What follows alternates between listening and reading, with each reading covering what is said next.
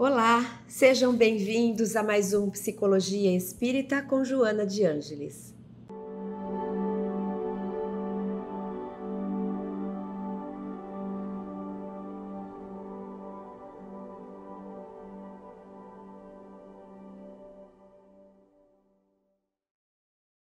Hoje encerramos a 5ª temporada. O último episódio, aquele que a gente prepara perguntas e respostas, e é o momento em que a gente tem de conversar uns com os outros, de eu poder trazer um pouco a voz de vocês e da gente conversar no sentido de refletirmos juntos. Para mim, é o momento que eu mais gosto, porque eu sinto essa troca, eu sinto vocês presentes e torna esse ambiente virtual um pouco mais humanizado. Obrigada pela participação, eu adorei os comentários, parece que a gente está realmente batendo papo e isso traz uma fluidez para as nossas aulas. Então, obrigada por conversarem comigo, por deixarem a mensagem, fazerem perguntas. E selecionei então aqui alguns exemplos da participação de vocês. Agradeço porque a gente já tem quase que uma família ali, porque tem pessoas que estão sempre junto e a gente já acaba conhecendo, às vezes não pessoalmente, mas pelo nome, pela forma de abordar, pelas perguntas que trazem. Eu sinto que a gente já tem aí um grupo que está dando continuidade e vamos juntos. Então, é muito bom. Muito obrigada. Hoje nós faremos então um resuminho dos episódios 13, 14 e 15. Do episódio 13, nós falamos sobre a finalidade da reencarnação. Eu trouxe um trecho dos abordados, um dos trechos de Joana de Ângeles, eu trouxe para a gente partir dele. Então, temos lá: longe de ser uma punição, a dádiva do renascimento corporal é bênção do amor, auxiliando o espírito a desenvolver os recursos que lhe jazem latentes, da terra arroteada e adubada em condições de transformar a semente diminuta no vegetal exuberante que nela dorme. Então, nada de punição. A dádiva do renascimento corporal é bênção, não é punição. É a oportunidade que o espírito tem de desenvolver os recursos nele, latentes, como uma terra recebe a semente, transformando-a em exuberante vegetal.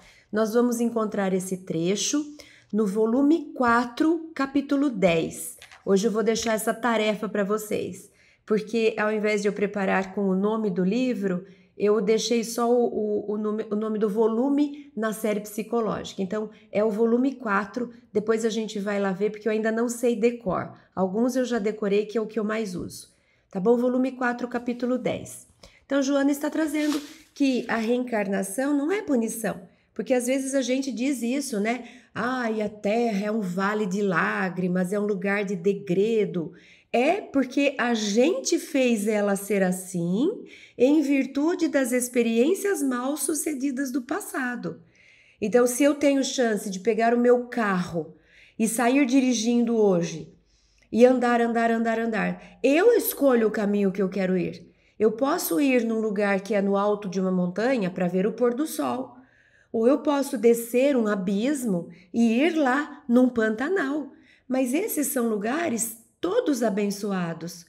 Tanto o alto de uma montanha onde tem o pôr do sol, quanto um abismo onde tem um Pantanal, existe vida, existe natureza, existe experiência, existe oportunidade e existe crescimento.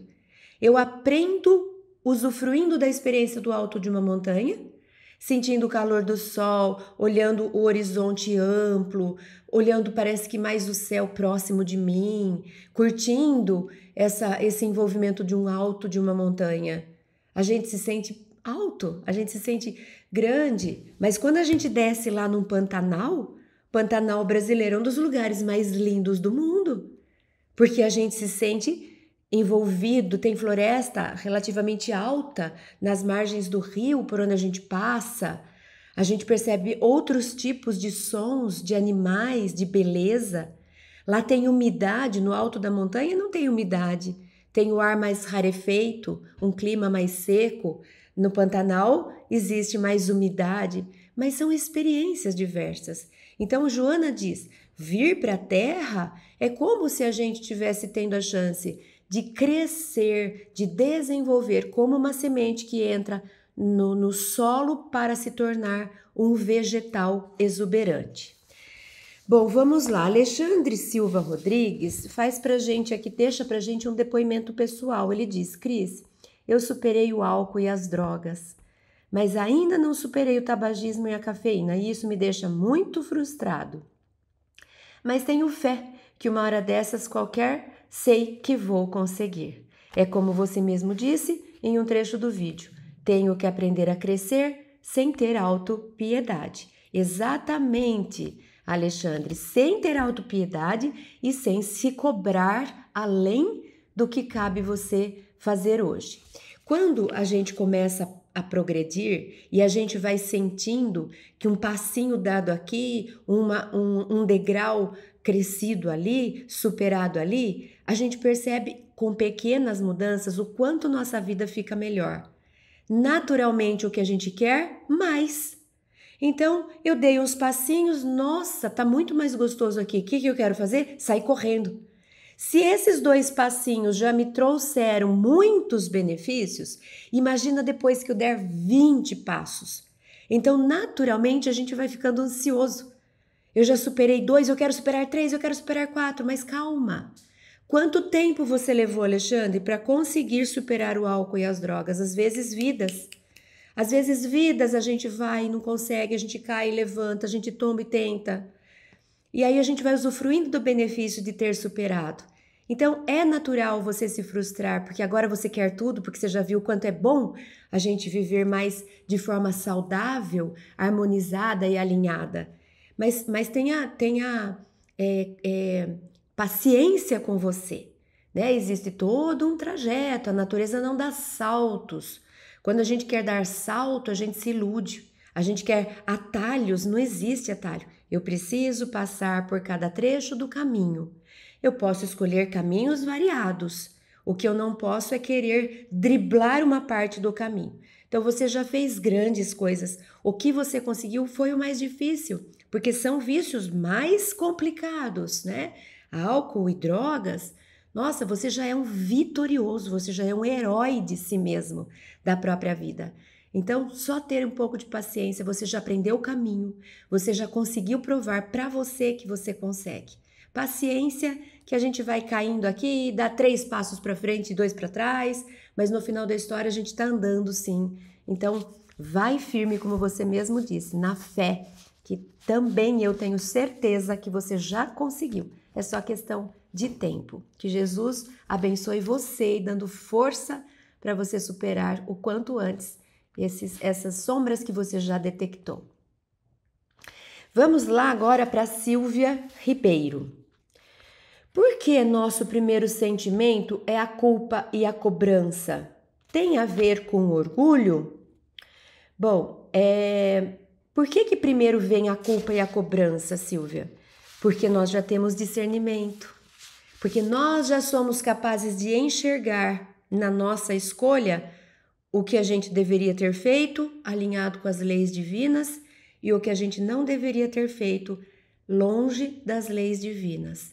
Então, que bom, porque tem muita gente ainda fazendo sem ter discernimento de que está fazendo uma coisa que está totalmente fora das leis divinas.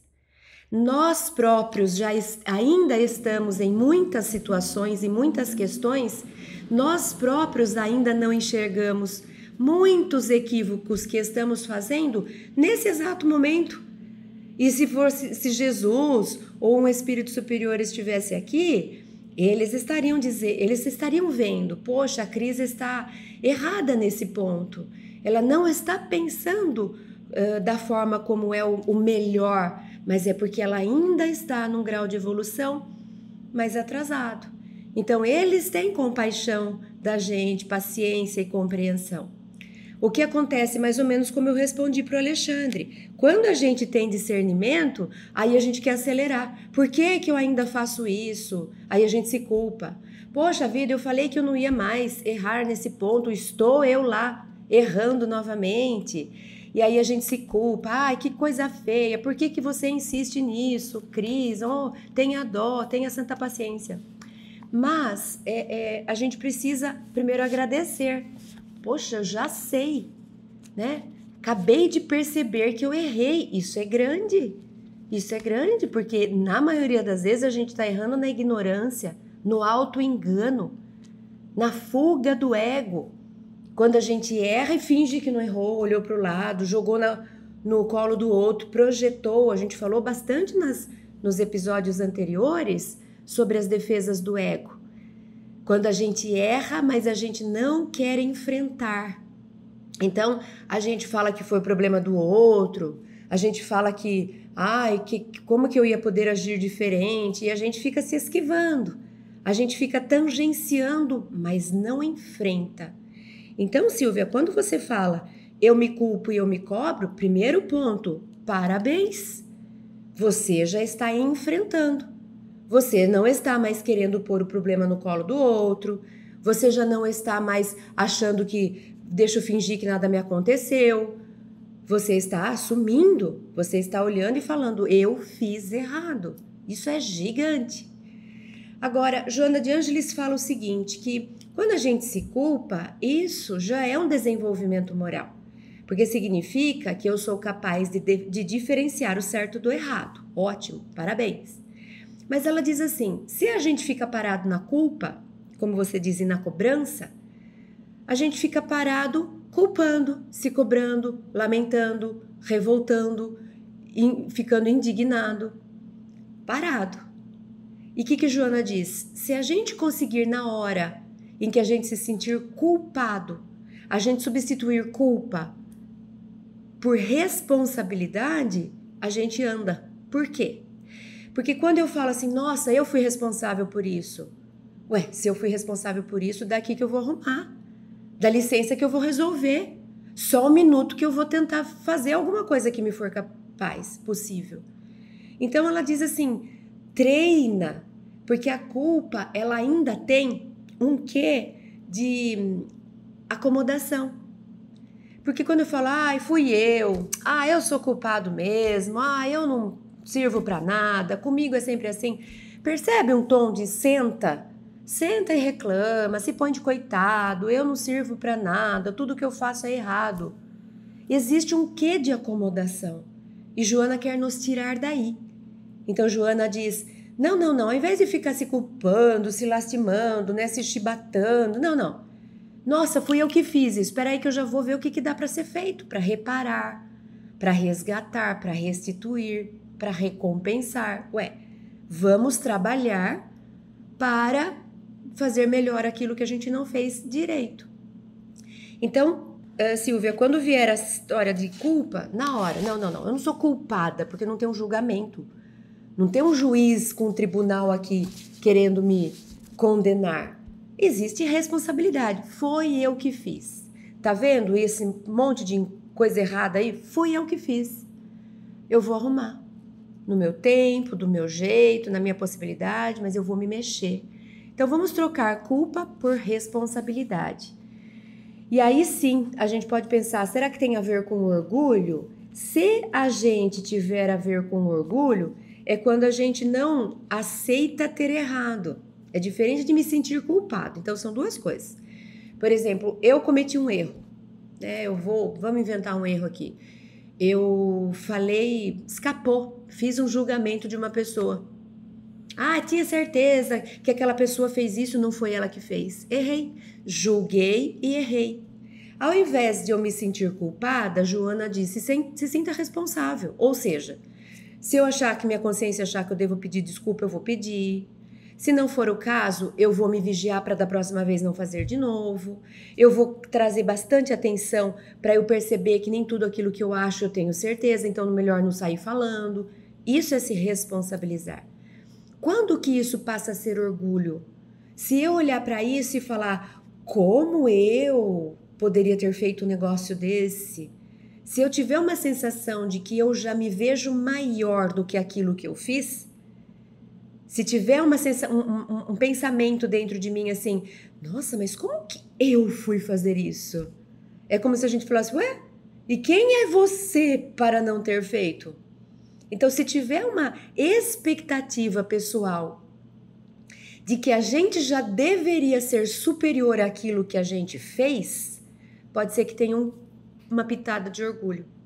E eu sei disso porque eu estou achando que eu sou melhor do que aquilo que eu fiz na minha vida. Ou seja, se eu acabei de fazer, esse é o meu tamanho. Acabei de fazer um julgamento. Julguei uma pessoa e julguei com equívoco. Eu estava errada. Ué, então eu ainda faço isso. Eu ainda não liquidei isso do meu mundo interior. Eu sou assim ainda.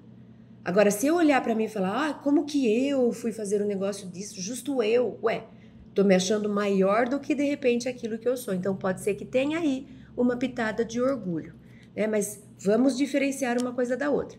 Eu me responsabilizar não significa que eu sou orgulhoso. Não, fui eu que fiz, deixa que eu vou arrumar. Isso não é ser orgulhoso, isso é ser consciente. Agora, como eu fiz isso, eu não poderia ter feito. Aí a gente pode perguntar, nossa, mas porque você é tão grande assim, que você já nem erra mais, né? Será? Então a gente pode diferenciar uma coisa da outra, Silvia. A Marlice Andrade disse assim, parece que às vezes é preciso encostar os pés no fundo para dar impulso para subir. Eu amei essa metáfora. Obrigada, Marlice. É uma ótima imagem, é uma imagem que traz realmente essa questão da sabedoria e da humildade, né? Então, sim, às vezes é preciso, inclusive, você dar uns passos para trás, para olhar com mais distância, para enxergar melhor o que precisa ser feito, para depois sair e escolher o melhor caminho. Então, se eu tô indo, chega uma hora que eu me atrapalho, peraí.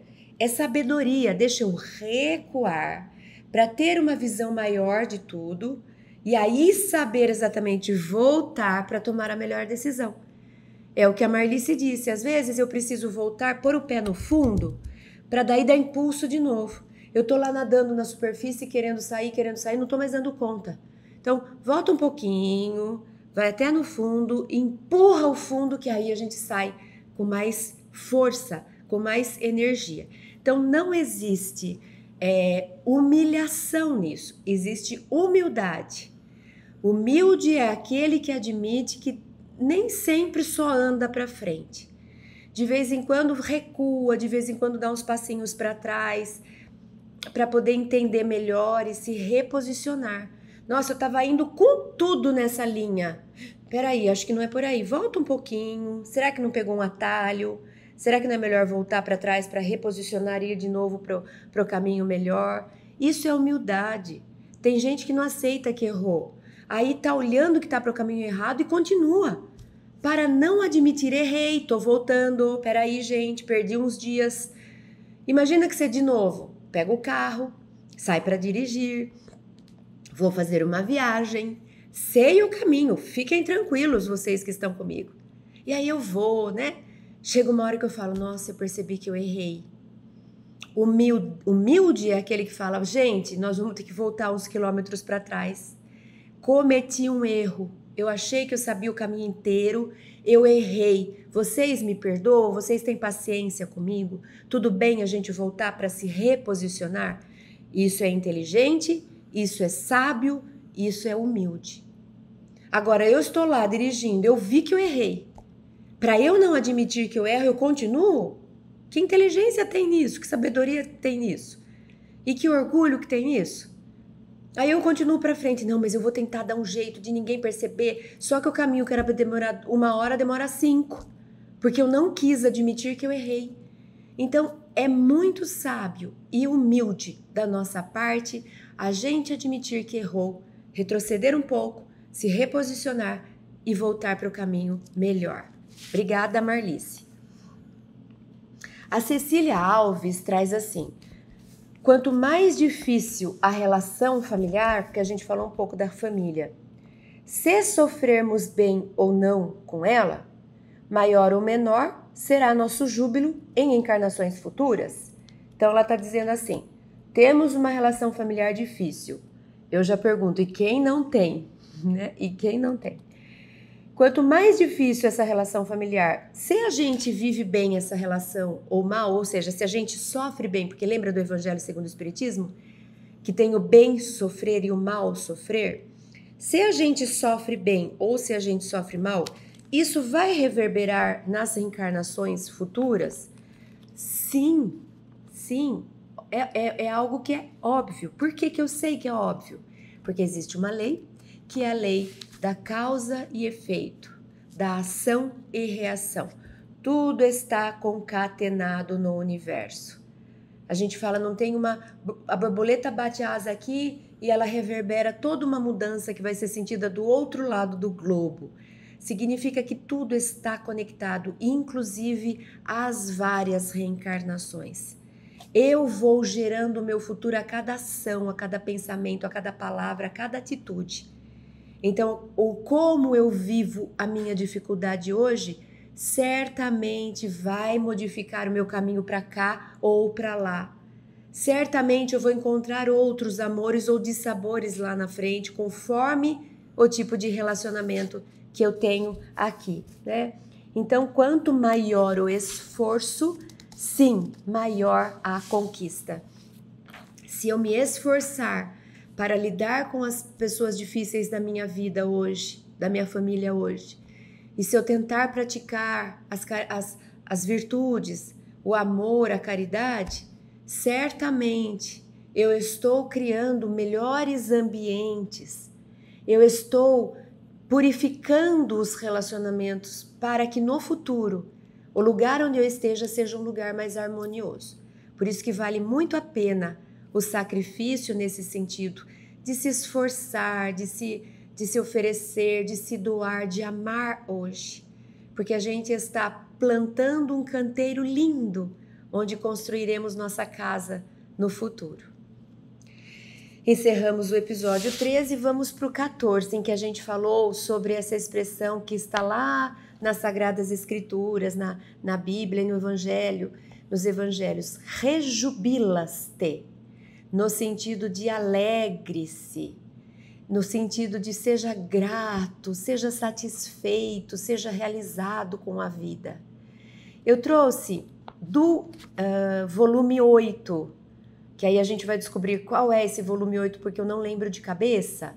Do volume 8, capítulo 6, da série psicológica, eu trouxe essa frase que a gente comentou no dia do episódio 14.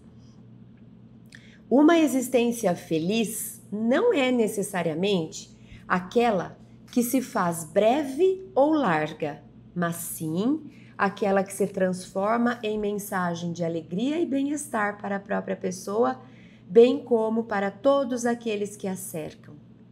Cada existência é uma mensagem, cujo conteúdo deve ser positivo, de forma que dignifique outras, enriquecendo-as de esperança.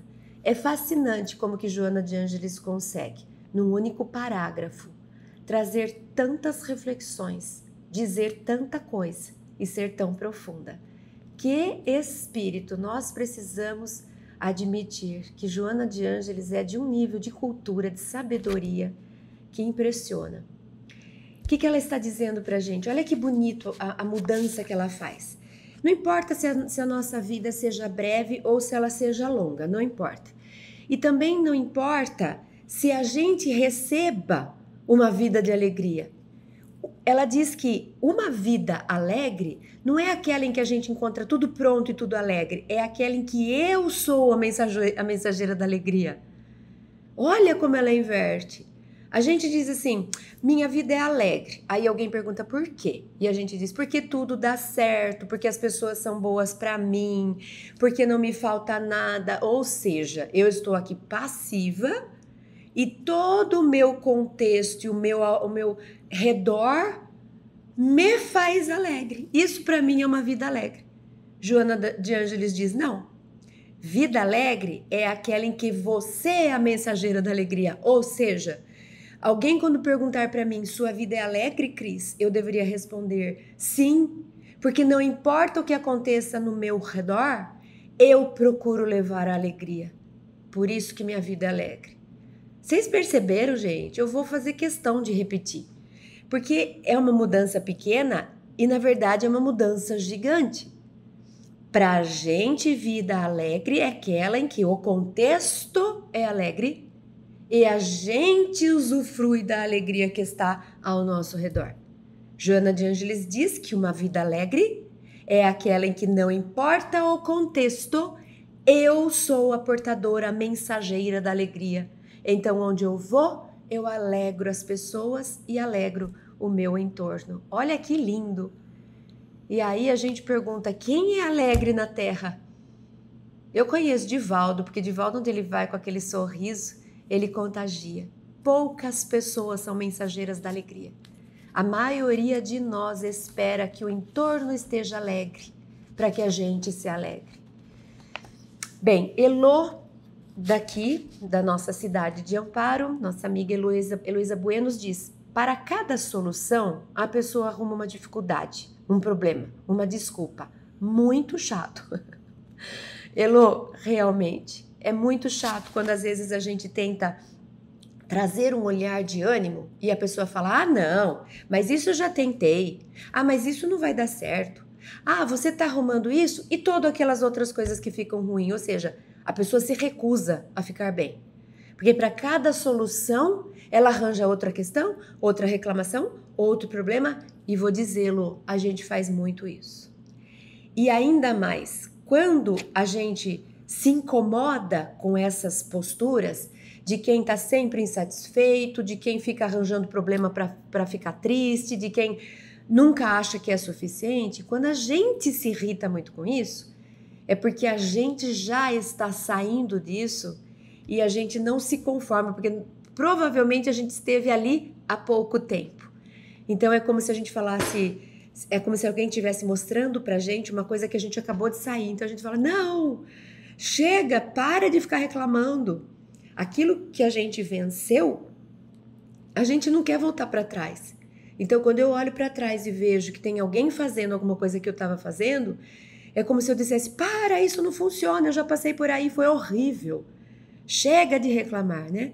Então, conforme a gente vai saindo, a gente tem aflição de situações em que a gente olha para trás e percebe que tá ali o negócio, que medo de voltar para trás. Então, a gente resiste. Não, chega de reclamar, para, né? Então, significa que a gente também está já superando. Eu não quero mais ouvir quem reclama, porque vai que eu comece a escutar e daqui a pouco eu estou igual. Né? Porque Jesus, passando por nós e vendo os reclamões, os que lamentam, os que se põem de coitado, os que acham que está tudo ruim, Jesus em nenhum momento ficou irritado com isso. Né? Por que Jesus não ficou irritado? Porque ele já tinha superado, ele percebia, faz parte. Então fica essa dica, quando alguma coisa nos incomoda, significa que a gente ainda tem alguma questãozinha. Nesse caso, me parece que a gente acabou de vencer essa questãozinha e a gente aí não se conforma como que o outro ainda faz, né? Quando a gente aprende uma coisa, aí a gente quer que todo mundo faça igual, porque a gente viu que fez bem pra gente. Então a gente faz isso, por exemplo, no espiritismo.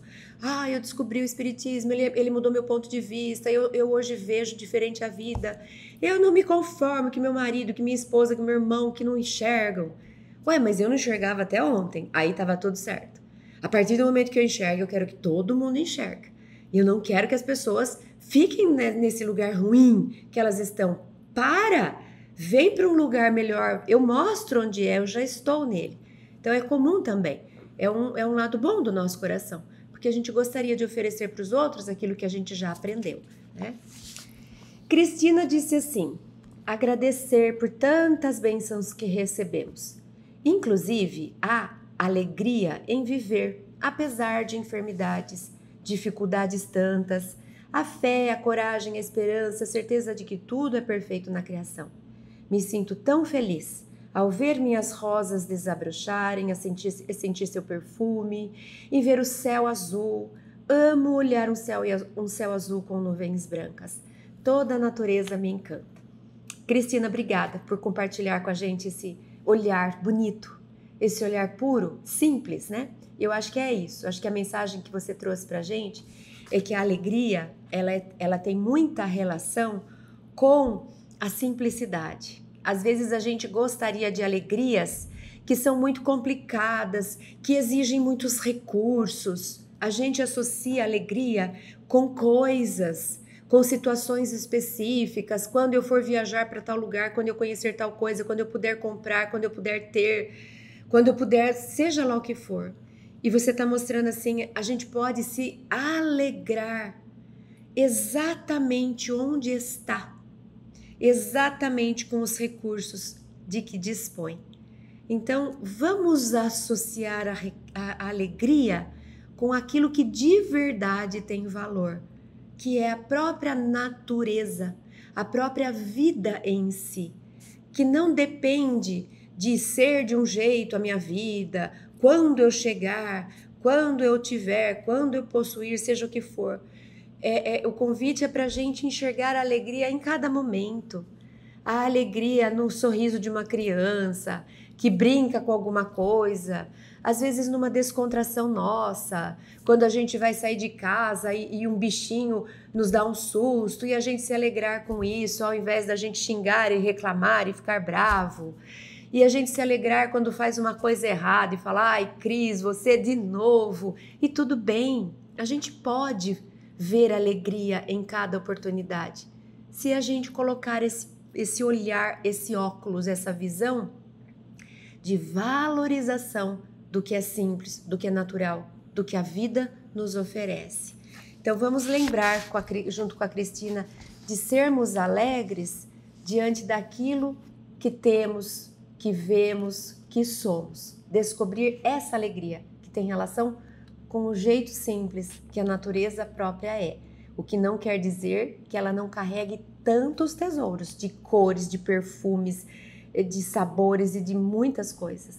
Mas sempre simples, nada muito sofisticado, rebuscado. Não é isso que é alegria, não. Né? Obrigada, então, Cristina. A Clediciana Pimentel fala assim, isso mesmo, não se deixar contaminar pela negatividade do outro. Então, achei legal ela destacar essa importância, porque às vezes a gente deixa que os outros roubem a nossa alegria, a gente está descontraído, a gente está tranquilo, e aí alguém vem com um pensamento negativo, pessimista, com uma ideia ruim, e a gente que estava alegre de repente entristece, enraivece, porque a gente foi contagiado pelo outro. Então que a gente vigie, se tiver que ter contágio, que seja do melhor para o pior, que ao invés do que está com raiva contagiar o que está alegre, que seja o alegre que contagia aquele que está com raiva. Então, muita vigilância realmente de pensamento, de emoção, porque hoje nós estamos imersos em muitas influências negativas. Influências de culturas que são alternativas no sentido de invertidas. Parece que hoje existe uma propaganda que é de descultura. Muita vigilância.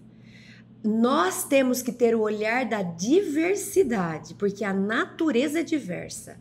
Nós não temos que fazer nichos, é só isso que serve, é só isso que é bonito e é só isso que é cultura. Não, nossa cultura sim, ela tem que ser ampla. A gente tem que aprender a olhar a beleza maior e não só aquela restrita que a gente tinha no passado. Mas muita atenção, porque nesse ampliar do leque, nós estamos incluindo muita coisa que não é cultura, é descultura, dizendo que estamos incluindo a diversidade. Atenção, porque nem tudo o que reluz é ouro. Cuidado para a gente não estar com boa intenção, metendo os pés pelas mãos. Então, muito cuidado com a influência que a liberdade da cultura tem permitido se inserir, né, nesse movimento social.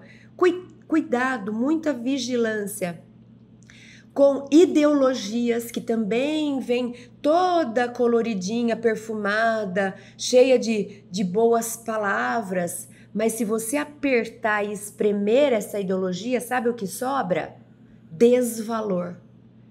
muita gente com lábio cheio de mel falando sobre temas que são aversos, que são opostos aos valores de Deus, de Jesus, aos valores universais, fraternidade, respeito, tolerância, amor, paciência.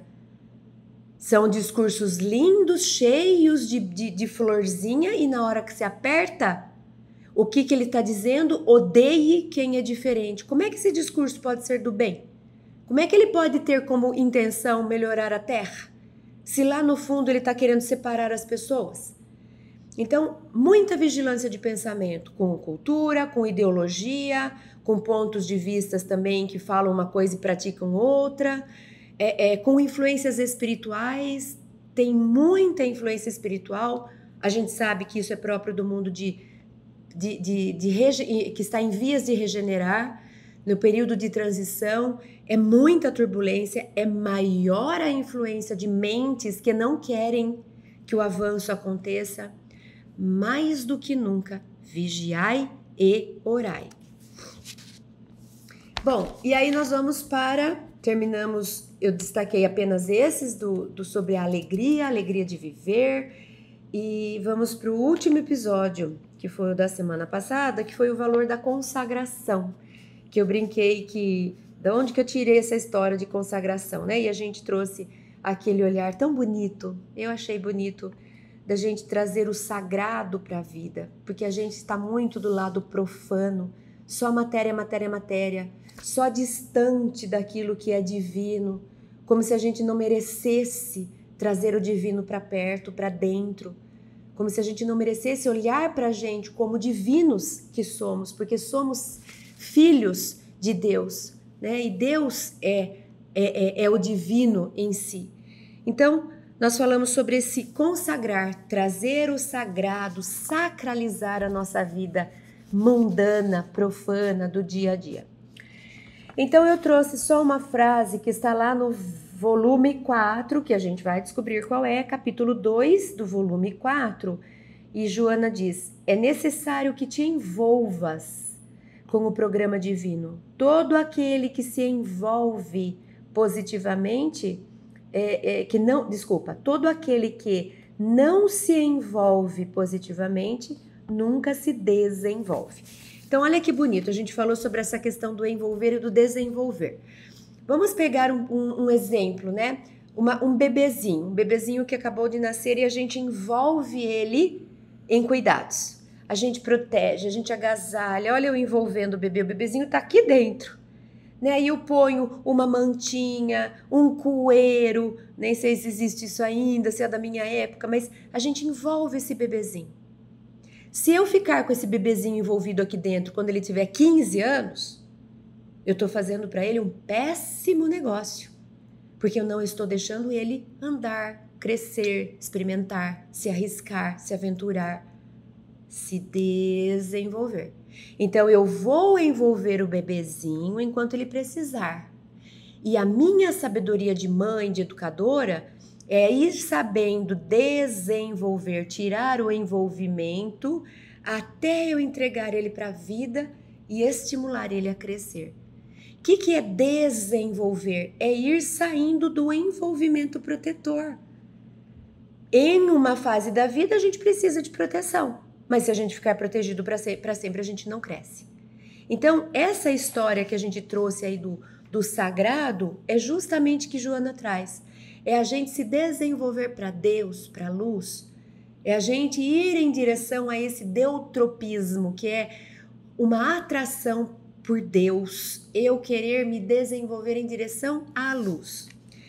E aí a gente tem aqui muitas pessoas que participaram. João e Rita Barreto, de Salvador, ali, acho que Laura de Freitas, se eu não me engano, que estão sempre com a gente. Disseram, em 2 participações, eu juntei. Se observamos o nosso dia a dia, em todo momento poderemos ajudar com uma palavra ou algum outro tipo de auxílio. Temos oportunidade de oferecer algo para alguém em cada momento da nossa vida, se estivermos vigilantes. Em outro momento, eles disseram, vamos lembrar os pássaros que ajudam, alimentam os seus filhotinhos e quando eles estão prontos, os incentivam a voar. A gente fala, derruba o filhote do ninho para ele entender que ele já consegue voar, né? Então, realmente tem bastante sabedoria nesses dois pontos que o João e a Rita destacaram, né? Que é saber quando ajudar e saber quando não ajudar é ajudar, que é o que eu acabei de dizer.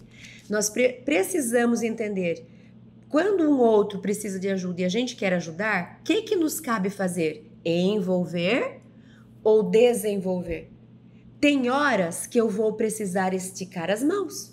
Eu vou precisar estender minhas mãos para ajudar. E tem hora que se eu estender minhas mãos, eu vou estar compactuando com a acomodação do outro. Então tem hora que eu estendo as mãos para ajudar a pessoa a se levantar e tem hora que eu faço o contrário. Eu pego minhas mãos e dou um belo do empurrão e digo, vai, que você já pode. Olha que bonito isso. Isso é amor. Não é aquele pieguismo, ai, coitadinho de todo mundo, fica todo mundo sentadinho, que nem essa visão paternalista no sentido ruim do termo, né, desse exagero. Então é quando eu me ponho como maior do que todo mundo, fica todo mundo sentadinho, que a mamãe aqui vai dar dinheirinho para cada um, e aí a gente precisa olhar políticas públicas que acabam acostumando as pessoas num lugar muito de acomodação, então a gente fica sentadinho, que eu cuido de tudo, eu promovo tudo, eu ofereço tudo, e a pessoa vai ficar envolvida nessa super proteção. Eu já disse em episódios anteriores, talvez lá na primeira temporada, quando eu falei sobre o ser mãe, provavelmente eu trouxe um trecho, porque eu sempre cito, do pensador Winnicott, que é um dos melhores pensadores, dos maiores pensadores do desenvolvimento infantil. E ele fala sobre a mãe suficientemente boa, que é aquela que sabe até quando que ela estende a mão e quando ela para de estender, porque senão ela está interrompendo o processo de desenvolvimento do filho. E aí ele diz que a mãe exageradamente boa é aquela mãe que não, filhinho, não sai daqui, e o filho tá grande e quer sair para se desenvolver e a gente não deixa se desenvolver. É essa visão. Fica todo mundo sentadinho, mamãe vai dando dinheirinho para vocês, não precisa ninguém ir trabalhar, fica todo mundo aí, porque vocês são coitadinhos, eu que sou grandona. Percebe? Quando Jesus enxergou todo mundo, vós sois deuses. Vós sois deuses. Esse era Jesus olhando pra gente. Nenhum momento Jesus falou, ai, tadinho, olha que pena daquele. Não. E Jesus ia falar, você tá aí no buraco? Peraí que eu te levanto, vai. Vai e não peques mais. Esse era Jesus. Envolvia, curava, ensinava, alertava, chacoalhava. Vai e não peques mais. Jesus não andou abraçadinho com alguém que não era capaz, arrastando a pessoa para todo lugar. Jesus estimulava o se desenvolver, né? Então, muito importante isso que o João e a Rita trouxeram. Nós temos que saber a hora de estender as mãos para erguer alguém, para resgatar, para ajudar, para proteger. E assim que essa pessoa acordou, respirou, fortaleceu as perninhas, vai agora, que você pode, do mesmo jeito que eu sou capaz de me fazer enquanto adulta, enquanto ser humano, você também é. Vamos lá, vamos que você consegue, né? Então, obrigada, João e Rita. Vamos dar uma acelerada aqui. Simone Caetê também está sempre com a gente, né, Simone? O nosso propósito de vida é como um parto, em que teremos que romper a placenta protetora para o aprendizado da vida dura e crua, tão necessária para a nossa caminhada evolutiva. Exatamente o que a gente acabou de dizer. A Simone trouxe outra metáfora linda da vida. Que é coisa mais bonita do que esse parto, do que uma criança sair daquela bolsa protetora. Ela tinha tudo ali dentro. Ela estava protegida, alimentada, amada, né? Pelo menos essa é a teoria. E aí, num determinado momento, ela tem que sair daí para começar a fazer tudo por si. Vai ter que respirar por si, vai ter que aprender a se alimentar por si. Todo um processo de crescimento se desenvolvendo. É a gente. Enquanto espíritos também. Saímos dos reinos primitivos, em que Deus promovia pelo instinto a sobrevivência, e depois inauguramos o livre-arbítrio e nós vamos ter que descobrir os melhores caminhos para a gente se desenvolver, para a gente crescer, para a gente se elevar, ascender a Deus. Então, um outro jeito também, uma outra metáfora interessantíssima é do parto, né? Nós devemos fazer partos a cada momento na nossa vida. A gente deve crescer e se expandir e se arriscar sempre que a gente puder. A Silvia Ribeiro, que também está sempre por aqui, disse: acredito que ao buscarmos conhecimento, uma das formas de amar é compartilhar, na intenção de doar um pouco. É um dos melhores legados que deixamos. Tudo passa, também iremos passar. Então, compartilhe. Ai, que lindo, Silvia. Adorei. Realmente, eu acho que um ótimo sinônimo para amar é doar, mas não doar coisas, né? O maior tesouro que nós podemos doar sou eu mesma. Qual o maior tesouro que eu tenho? Minha vida. Eu. O espírito que eu sou. Esse é o maior tesouro. E eu oferecer a mim é o maior gesto de amor. Oferecer a mim para educar uma criança, para gestar uma criança. Oferecer as minhas mãos para curar, para ajudar, para qualquer tipo de auxílio. Oferecer o meu tempo, oferecer a minha presença, oferecer o meu esforço. É Jesus. Jesus ofereceu a si. A gente não diz que Jesus sacrificou-se em benefício da humanidade? Foi isso. Ele veio e ofereceu a si próprio como modelo e guia da humanidade. Então, muito bonito. Muito obrigada, Silvia. A Maria de Fátima Rezende Souza Barbosa diz: a nossa jornada espiritual é longa. A cada experiência vivida no seio carnal, temos a oportunidade de dar um passo no processo de transformação espiritual. Ela está trazendo para a gente uma consciência, né? Que é longo o trajeto e cada vez que a gente mergulha na carne, é um passinho que a gente dá. Aí a gente volta para o plano espiritual, volta para a terra, mais um passinho. Aí a gente vai, mais um passinho, numa estrada longa. Tem horas que a gente mergulha na carne e dá uma sensação de que a gente dá um passinho para trás, né? E aí você pode falar, poxa vida, mas olha, até eu passar por todo esse trajeto, né? Mas aí eu pensei assim, onde que a gente pode ter esperança, né? Então vamos lá, minha estrada é longa. Aí eu vim, mergulhei, dei um passinho. Quando eu dou um passinho, não é só um passinho que eu dei, porque eu modifico o meu ponto de vista.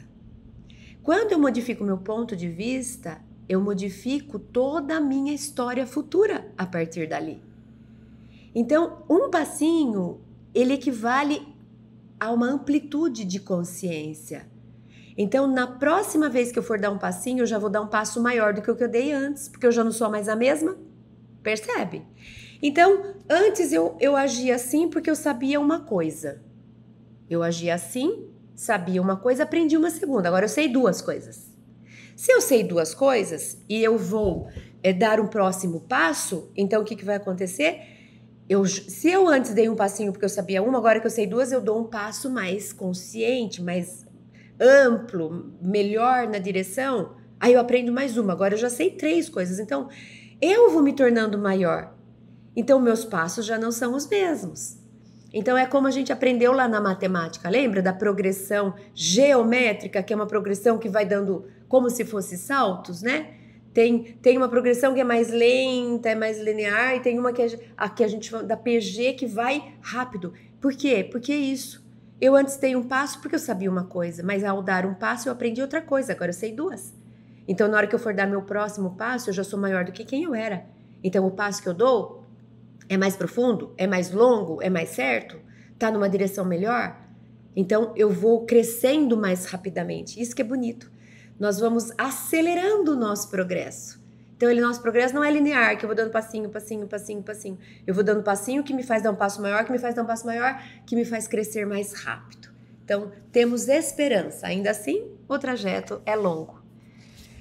E, por fim, o Fábio José disse: Quando nos relacionamos de maneira vulgar, não nos relacionamos só com a pessoa, mas com tudo que está ligado a ela. Porque a gente falou bastante do profano, no sentido do mundano, no sentido do material.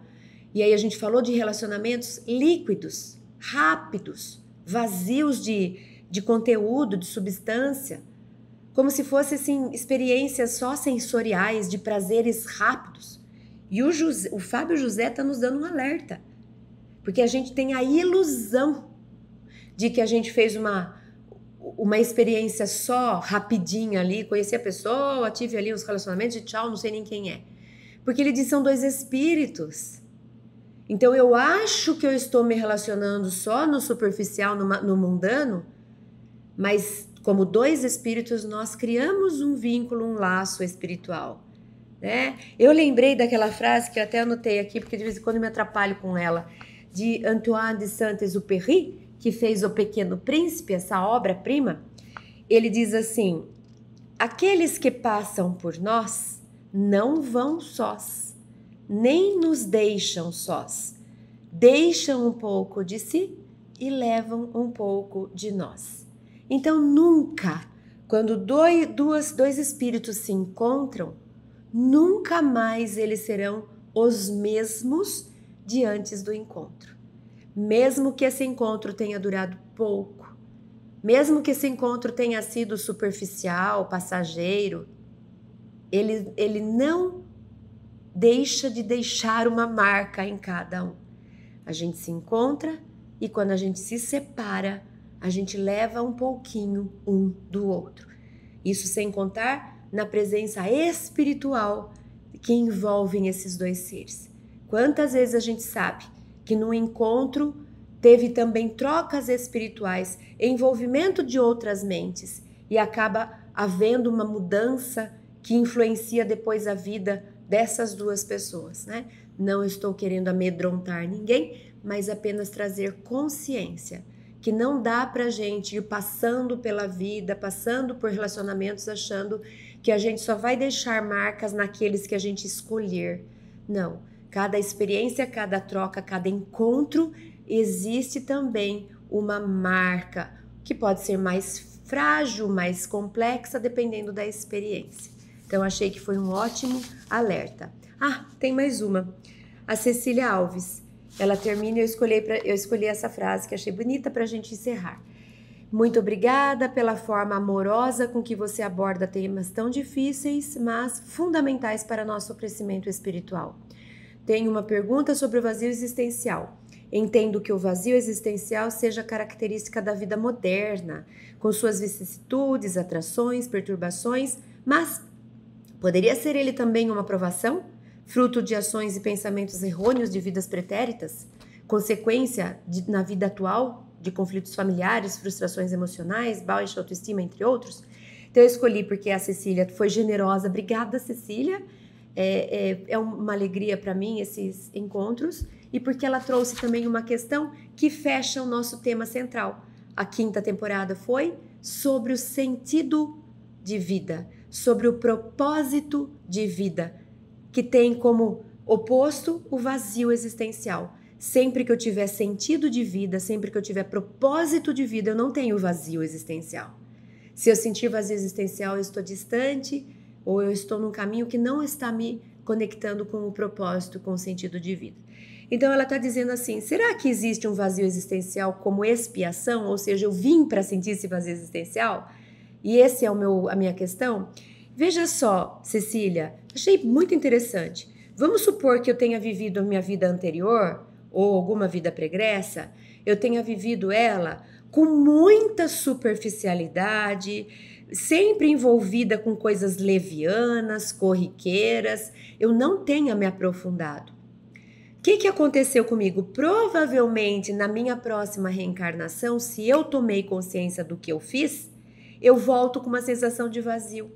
O que é essa sensação de vazio? É de ter perdido a última vida porque eu não aprofundei. Eu não criei conteúdo, eu fiquei lá no raso, na superfície, fazendo coisas gostosas, passageiras, levianas. Aí o que eu trouxe para agora? Nada. É como se eu tivesse ido fazer uma viagem, fiquei lá num outro país, cheia de bolsas, de malas, né? Andei, passei. Quando eu voltei para cá, alguém perguntou: o que que você trouxe? E eu abro minhas malas, eu abro minhas bolsas e não tem nada. Eu passei por lá, mas eu não tirei proveito, eu não adquiri, eu não colhi experiências. Então eu voltei vazia. Então a gente pode fazer isso, a gente pode passar por vidas e sair de bolsas vazias. Não ter oportunidade, não aproveitar as oportunidades para encher nosso próprio mundo íntimo de conteúdo, de experiência, de aprendizado. A gente ficou só se divertindo. Quando a gente chega aqui, o que você trouxe da vida passada? Nada. Trouxe nada, trouxe um vazio. Porque não aprendi, não me transformei, fiquei só no superficial. Então hoje eu tenho uma sensação de quem está vazio. Aí eu vou ter que resgatar o tempo nessa vida. Vou querer fazer um monte de coisas que eu não fiz lá, para encher as bolsas dessa vida e daquela que eu deixei voltar vazia. Então, gostei também, Cecília. Acho que foi um ótimo fechamento para o nosso tema central da 5ª temporada. Agradeço imensamente a participação de vocês, a atenção de vocês. Que Deus nos abençoe nessa jornada em que fazemos juntos. Que Jesus nos proteja, ilumine nosso caminho e que a gente saiba ser feliz dessa maneira profunda como Joana de Ângeles nos convida a ser. Muito obrigada por tudo que vocês me ofereceram nessa 5ª temporada. E a gente se vê nos próximos episódios. Um beijo para vocês. Fiquem com Deus.